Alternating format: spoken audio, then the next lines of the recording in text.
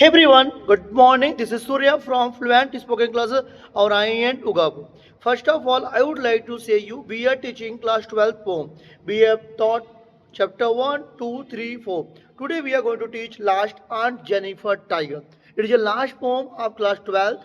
If you are in class 12, you know about it very well. If you are not, so you don't know more about it. If you have class 12 pass out, I think you know about it very well. आज हम बताने जा रहे हैं class 12 के एक बहुत अच्छे पोम को जिसका नाम है aunt Jennifer tiger. Do you know about this या have you heard about it?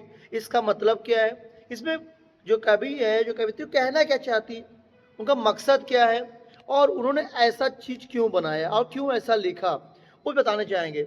इसमें जो पोएट है वो बताना चाहता है साफ साफ कि इसमें जो हमारी मेन रोल है, जो हमारी पिक्चर बना रही है, जो हमारी आंटी है, वो अपने पति से बहुत डरती हैं।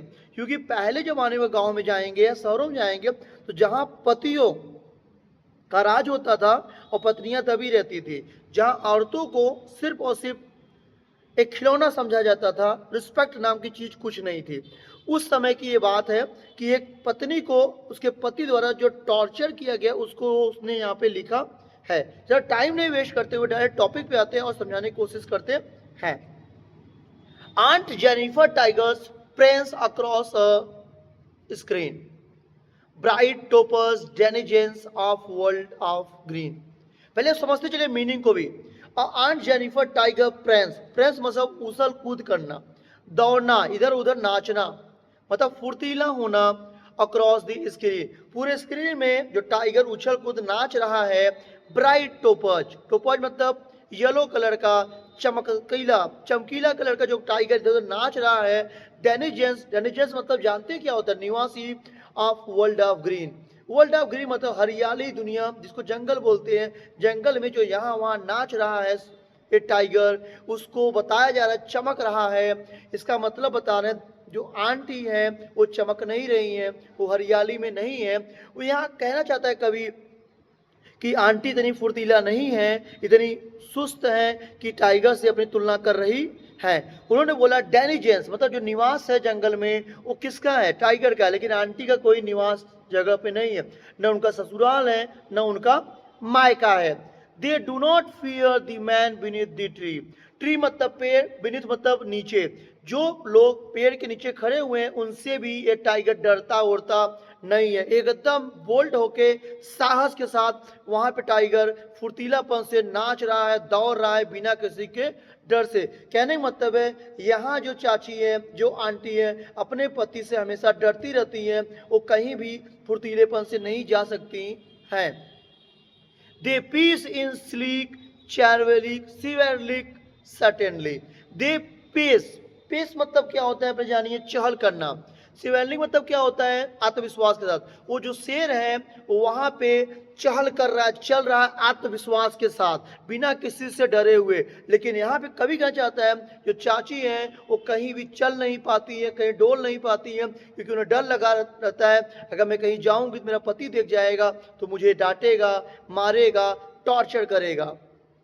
ये तो था स्टांजा 1। अब हम आते हैं स्टांजा 2 की तरफ और समझते हैं कि स्टांजा 2 क्या कहना चाहता है। कवित्री यहाँ पे कहना चाह रहा है, कवि यहाँ पे कहना चाह रहा है कि यहाँ पे जो रोल है वो बड़ा क्लियर और बहुत साफ है कि चाची अपने पति से इतना डरी हुई है, वो कोई भी एक्शन ले रही है तो डर रही है। Aunt Jennifer fingers fluttering through her wool. Fluttering मतलब होता है कांपना। क्या होता है? कांपना। वूल मतलब होता है ऊन, मतलब सी कोई चीज सी रही है। Find even the ivory needle, needle मतलब सुई होता है जो हल्के हाथ से बना होता है, हार्ड टू पुल। उनको सुई गोदने में टाइम लग रहा है क्योंकि उतना डर रही है अगर मैं सुई से कुछ चीज बीन रही हूँ, अगर मेरा पति आ गया और देख गया तो मुझे टॉर्चर करेगा, मारेगा कि बैठ कर टाइम पास कर रहे हो, कोई और काम नहीं कर रहे हो। The massive weight of uncle wedding band, wedding मतलब होता है रिंग, से रिंग नहीं दिख रहे हैं आप, रिंग हो गया। तो जब सब मैसिव मतलब होता है हैवी, वेट मतलब वजन। जो सबसे बड़ी जिम्मेदारी है ना वो रिंग है, जिससे मुझे अंकल ने खरीद लिया है, बांध दिया है शादी के बंधन में, जहां मुझे उनकी रिस्पेक्ट या रिस्पॉन्सिबिलिटी समझना पड़ता है। Sits heavily upon and Jennifer hand, जो बहुत तेजी से, तो बहुत कठिनाई से, बहुत मुसीबत से आंट जेनिफर के हैंड पे टिका हुआ है। क्योंकि इसका टिका होना ये बताता है कि वो एक हाउस वाइफ है और उन्हें अपने पति के अनुसार ही चलना पड़ेगा। ये हो गया। और यहाँ पे आंट बोलती है अपने पति के बारे में कि ये अंगूठी उनके लिए अच्छी चीज नहीं है बल्कि खतरा है, क्योंकि ये अंगूठी उनकी जिंदगी का फ्रीडम छीन चुकी है। When aunt is dead, जब आंट मर जाएंगी, her terrified hand will lie, उनका ये झूठा डरा हुआ हाथ बताएगा, झूठ बोलेगा। Still ringed with ordeals she was mastered by, still ringed उनकी जो अंगूठी है, जो उनका जिंदगी है, जो उनका ऑडियंस मतलब है, उनका ऑडियंस मतलब होता है मुश्किल परिस्थितियों गुजारा। ये अंगूठी साक्ष्य रहेगा कि उनकी जो मुसीबत उन्होंने पति के साथ बिताया हुआ है आज भी दिखाया जा रहा है। मास्टर्ड बाई मतलब जिसको उस पर काबू किया गया था। उस पर काबू कौन किया था? उसका पति किया था। आपको पता ही है। तो उसके पति का निशानी वहां पे रहेगा, जब उसके हाथ में अंगूठी रहेगी और हाथ कांपता रहेगा, डरता रहेगा।